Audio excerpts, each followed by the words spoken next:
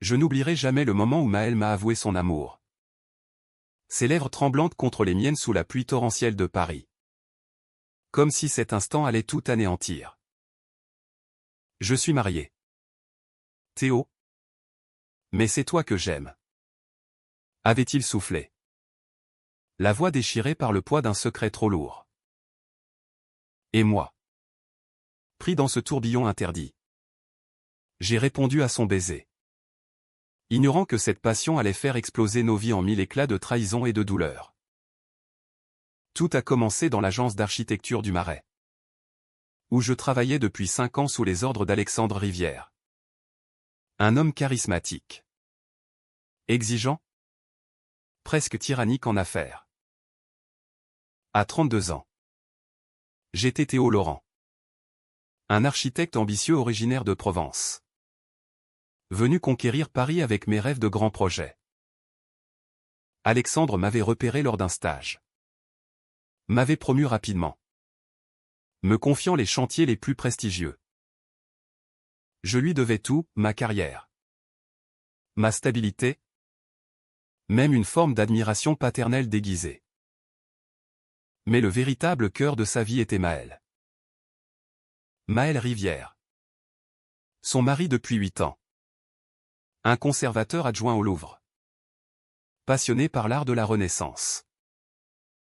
Je l'avais rencontré lors des dîners que Alexandre organisait dans leur appartement haussmannien de l'île Saint-Louis. Ces soirées élégantes où le vin coulait à flot et où les conversations sur la culture française s'étiraient jusqu'au petit matin. Maëlle avait cette présence magnétique, 34 ans. Cheveux noirs courts. Yeux verts perçants qui semblaient lire au fond de l'âme. Il parlait avec une passion contenue. Penchait légèrement la tête quand il écoutait. Et son sourire poli cachait une mélancolie profonde. Au début. Nos échanges étaient innocents, nous discutions de Delacroix ou de Baudelaire. De la lumière sur la Seine au printemps. Mais petit à petit. Les regards s'attardaient. Ses doigts effleuraient les miens en me passant un verre de Sancerre. Et je sentais un frisson inexplicable me parcourir. Je me disais que ce n'était rien. J'avais toujours cru être hétérosexuel. Avec mes relations passées avec des femmes qui s'étaient soldées par des échecs silencieux. Maëlle était mariée. Heureux en apparence. Intouchable. Pourtant. Lors de ces dîners. Alexandre était souvent distant. Absorbé par son téléphone. Ses voyages d'affaires. Maëlle. Lui. Cherchait ma compagnie. Comme si mes mots comblaient un vide en lui. Un soir. Après un vernissage au centre Pompidou. La pluie s'était abattue sur Paris. Maëlle m'avait proposé de me raccompagner en voiture. Le silence dans l'habitacle était chargé. Les essuie-glaces rythmant nos respirations. À un feu rouge. Sa main s'était posée sur la mienne. Je n'avais pas bougé. Nous nous étions garés près de Notre-Dame. La pluie martelait le toit. Maëlle s'était tournée vers moi. Les yeux brillants. Théo. Je ne sais plus qui je suis sans toi dans mes pensées. Puis il s'était penché. Hésitant. Me laissant le temps de reculer. Mais je ne l'ai pas fait. Nos lèvres se sont touchées. D'abord timidement. Puis avec une urgence désespérée. Ce baiser avait le goût de l'interdit. De la peur.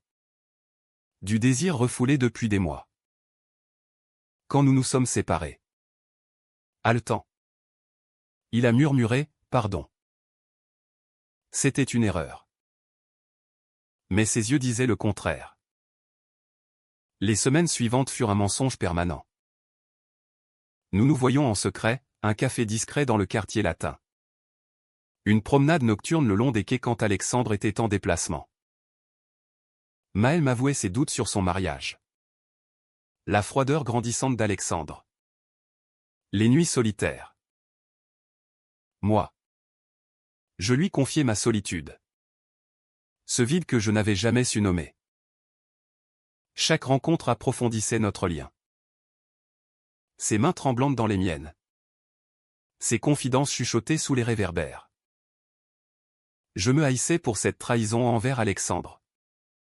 Mon mentor mais l'amour pour Maël était plus fort que la culpabilité. La culpabilité me rongeait comme un poison lent. Chaque matin. Au bureau. Je croisais Alexandre. Son sourire confiant. Ses encouragements pour mes projets. Il me traitait comme un fils. Me confiait des responsabilités énormes. Et moi. Je trahissais tout cela pour des moments volés avec son mari. Maël, de son côté, luttait avec ses propres démons. Lors de nos rencontres secrètes, il pleurait parfois. La tête contre mon épaule. Alexandre et moi. Nous nous sommes aimés follement autrefois. Mais maintenant, c'est comme vivre avec un étranger. Il est absorbé par son travail. Ses ambitions. Je me sens invisible. Je le serrais plus fort, murmurant des promesses que je savais fragiles. Nous trouverons une solution. Un jour, tout sera clair. Mais le secret pesait. Les messages codés. Les alibis inventés. Les regards évités lors des dîners obligatoires. Un soir, Alexandre nous avait surpris en pleine conversation animée. Maël riant à une de mes blagues. Son regard s'était assombri un instant. Mais il avait souri. Vous vous entendez bien. Tous les deux. C'est bien. Ce commentaire anodin m'avait glacé le sang. Puis vint l'invitation fatidique. Alexandre partait pour un congrès à Lyon. Maël m'avait textigne, viens ce soir. Juste pour parler. Je savais que c'était plus. J'y suis allé. L'appartement était illuminé doucement.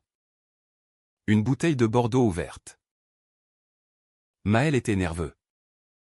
Arpentant le salon aux moulures anciennes. Nous avons parlé longtemps. Puis il s'est arrêté devant moi. Les yeux rougis. Théo. Je ne peux plus. Je vais tout avouer à Alexandre. Demander le divorce. Je t'aime trop pour continuer à mentir.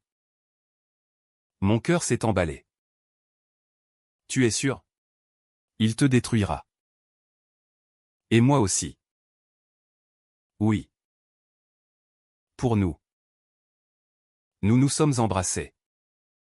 Tendrement d'abord. Puis passionnément. Ses mains sur mon visage. Les miennes enlacées dans ses cheveux. Le monde extérieur disparaissait. Puis la porte a claqué. Alexandre était là. Rentré plus tôt. Il nous a vus? Figés? Le visage passant de l'incrédulité à la douleur pure. Maël.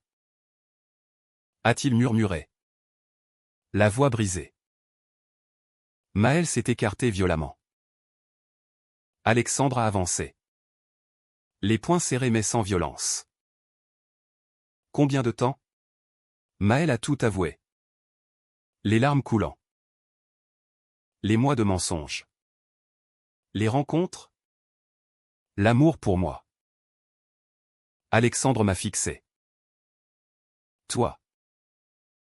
Mon protégé. Sa voix était un couteau. Il a tourné les talons et est parti. Laissant un silence assourdissant.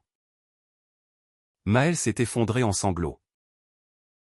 Je l'ai pris dans mes bras. Mais pour la première fois. La culpabilité était insurmontable. Le lendemain. La convocation au bureau. Alexandre était calme. Glacial. Tu es licencié. Théo. Et je m'assurerai que ta carrière à Paris soit finie. Je n'ai pas protesté. Je le méritais. Maël m'appelait sans cesse. Paniqué. Alexandre avait vidé les comptes communs. Changé les serrures. Engagé un avocat impitoyable pour le divorce. Maël se retrouvait sans rien. Il est venu chez moi avec une valise. Effondré. Nous avons passé des nuits à nous consoler. À rêver d'un avenir ensemble. Mais le doute s'insinuait. Puis la lettre anonyme demande à Maël la vérité sur son premier adultère. Ce soir-là.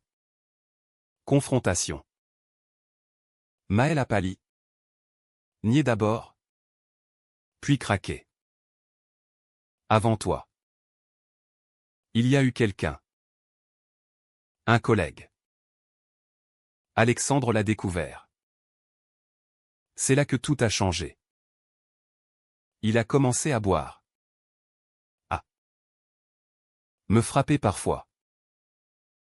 J'avais peur de partir. Tu m'as donné la force. La révélation m'a anéanti. Maël, victime de violences cachées? Et son infidélité passée avait déclenché la spirale. La colère. La confusion. J'ai quitté l'appartement. Errant dans Paris sous la pluie. Les mois suivants, chômage pour moi. Harcèlement professionnel orchestré par Alexandre. Maël luttait seul contre le divorce destructeur. Je ne répondais plus à ses appels. L'amour se muait en ressentiment. Puis, un soir sur les quais, je croise Alexandre. Assis sur un banc. Vieilli. Un bouquet à la main. Anniversaire de notre rencontre? Dit-il. Nous parlons. Il avoue sa thérapie. Sa violence née de la trahison passée. Son regret. J'étais brisé. Théo. Mais je vous ai détruit à mon tour. Pardon. Pour la première fois. Je vois l'homme derrière le monstre. La compréhension ne guérit pas tout. Alexandre retire ses plaintes professionnelles. Mais le mal est fait. Je déménage à Bordeaux pour un poste modeste. Maël obtient justice au divorce, preuve de violence émerge. Il récupère sa part. Il part à Lyon. Nous ne nous voyons plus. Les nuits. Je pense à eux deux. À la complexité de l'amour humain, trahisons enchaînées. Douleur transmise. Alexandre voyage. Cherche rédemption. Moi. Je reconstruis lentement. Une lettre de Maël arrive, je t'ai aimé sincèrement. Peut-être dans une autre vie. Je la garde? Sans répondre. Paris. Avec ses ponts et sa scène éternelle. M'a appris que l'amour vrai exige sacrifice. Pardon? Parfois renoncement. Des années plus tard. Je retourne à Paris pour un projet. Sur le pont des Arts. Je pense à cette nuit pluvieuse. L'amour interdit nous a tous transformés. Maël a trouvé la paix dans son nouveau poste. Alexandre. D'après des rumeurs. Aide des associations contre les violences conjugales. Moi. Je vis calmement. Avec un partenaire stable.